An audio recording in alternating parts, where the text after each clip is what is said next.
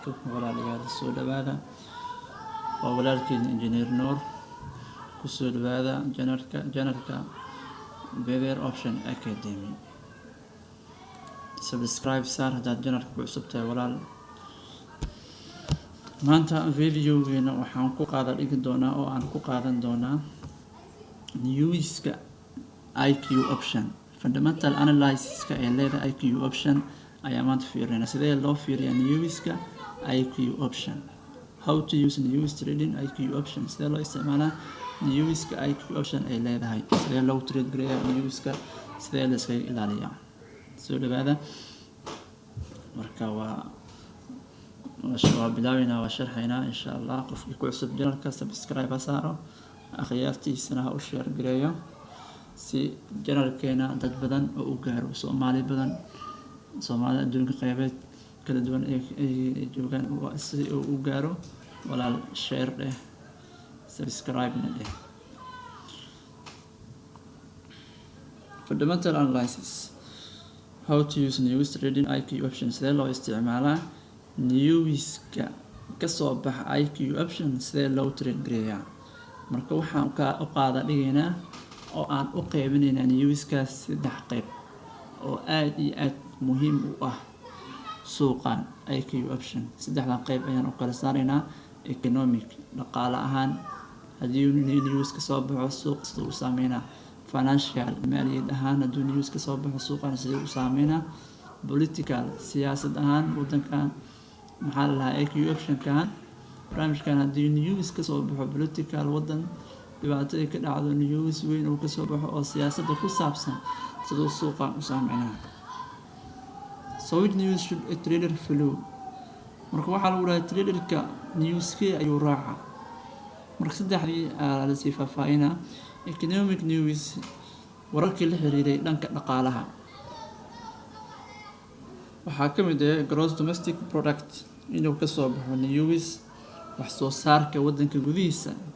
inuu news ka soo baxo, hoos u dhac imaaday, dhibaato maxaa la ku wajahan, problem ku saabsan wax soo saarka wadanka news inuu ka soo baxo.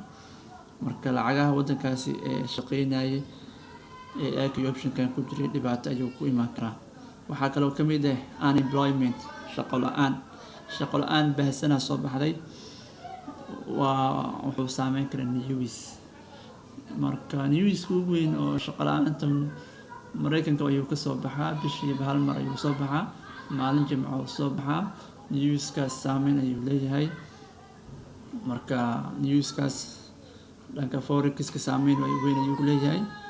dhankan IQ option sidoo kale saameyn ayuu ku leeyahay. Inflation ayaa dhici kara, sicir barar hadduu dhaco ayadan saameyn ayaa keeni kartaa. Interest rates, lacagaha ribooyinka, lacagaha la dulsaarka ah, ayagan news hadduu ka soo baxo maxaa lahay dhibaato ay keeni kartaa. Retail sales, iibka tafaariiqda, dadka maxaa lahaa tafaariiqda iibsada, ayagan maxaa lahay economic newska uu saameynaa. Other data iyo wixii kale la mid ah, daatooyin kale oo economics hoos galaya, dhaqaalaha soo hoos galaya waa la mid. waxaan u gudbaynaa financial news, dhanka maaliyadda newska ka soo baxo. waxaa ka mid ah company prices, kambaniyyaasha maxaa lahaa qiimaha ay leeyihiin. Can be high, wuxuu noqon karaa mid sare if the company got more money, hadduu kambaniga helo lacag badan. Or wuxuu noqon karaa can be low, mid hoose ayuu noqon karaa if the company got small money, hadduu lacag yar helan kambaniga haddana maxaa lahay wuxuu noqon karaa low ayuu noqon karaa. kambaniga maanta saakay high ayuu ahaa, dhaqaale fiican oo haystay, dhibaato iyo problema soo wajahay, dhaqaalihiis low ayuu noqday. low markuu noqdana uu saameynaa suuqa, markuu high noqdo oo kor u kacana uu saameynaa, markuu low noqdo oo hoos u soo dhacana uu saameynaa. Political news, wararka la xiriira dhanka siyaasadda, waxaa ugu waaweyn elections wadankan maanta. tusaalahaan wadankeena Soomaaliya markay doorashada ka dhacayso saameyn ayay leedahay, dhaqaalaha maxaa lahay saameyn ay ku leedahay. marka wadamada oo caalamka, wadamada waaweyn oo kale Mareykanka iyo Ingiriiska iyo haddii doorashooyinka dhacayso suuqan saameyn ayuu ku yeelan kartaa. waa lacagaha ugu badan oo la isticmaalo wadamadaas reer galbeedka iyo ayaga iskale Mareykanka iyo wadamadaas iskale doorashada markay ka jirto maxaa la saameyn ku yeelan kartaa revolutions markuu jiro kacdoon markuu jiro wadamadan mudaaharaad iyo kacdoon shacab markuu jiro ayana sidoo kale saameyn ayay yeelan kartaa death of political leader dhimasho oo dhinto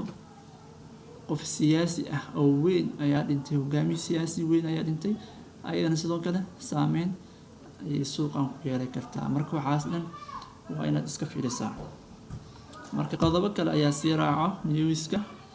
unforeseen events dhacdo lama filaan ah ayaa dhacday dhacdooyin lama filaan ah hadday dhacaan ayaga newska saameyn ayaa ku yeelan karaa waxaa ka mid ah dhacdooyinkaas attack meel baa la weerari karaa attack dhici karo attackgaas saameyn ayuu ku yeelan karaa dhibaato dhacayso dhimasho dhaawac waxbaa dhacayo ayadana saameynteeda leedahay earthquakes ayaa dhici karo dhul gariir ayaa dhici karo oo dhibaato badan geysan karo saameyn ayaa yeelan kartaa tsunami ayaa dhici karo waa fatahaadii badda oo kale inay soo fatahdo tsunamigaas oo kale hadduu dhacoon dhaqaalaha iyo saameyn ayuu ku yeelan karaa market's reaction suuqu markuu falcelin uu sameynayo markuu suuqu falcelin uu sameeyo reaction markuu sameeyo ayadan sidoo kale saameyn ayay ku yeelan kartaa noodkeena halkaas uu ku egyahay marka waxaan fiirinaynaa newska sidee loo isticmaalaa sidee loo baaraa hal website ayaan fiirinaynaa iyo IQ option-kana asigana sidee lagu fiiriyaa newska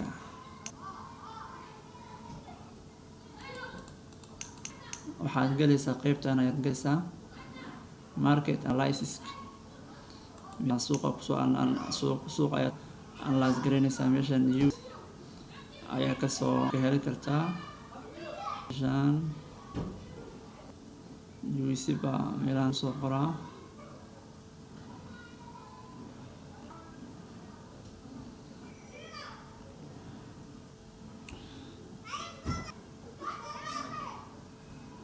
inflation rate waxaa maxaa la news oo kasoo baxay maxaa lahay